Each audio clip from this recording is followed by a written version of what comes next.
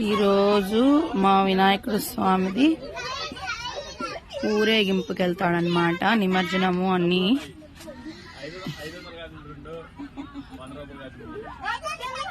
చూడండి ఫ్రెండ్స్. మా గణపయ్య దగ్గర ఎన్ని లడ్లు ఉన్నాయో మీకు ఒక విచిత్రం చూపించమంటారా? ఇది పార్సిల్ చేసినట్టే ఉంటది, కానీ ఇందులో లడ్డు చూడండి తగ్గిపోయి ఉంటది. అంటే మా విఘ్నేశ్వర స్వామి లడ్డు తిన్నారనమాట.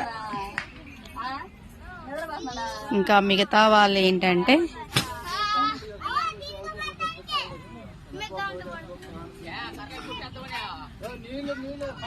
అందరు పువ్వులు అవన్నీ డెకరేషన్ కోసం అని చెప్పి మాలలు కడుతున్నారు.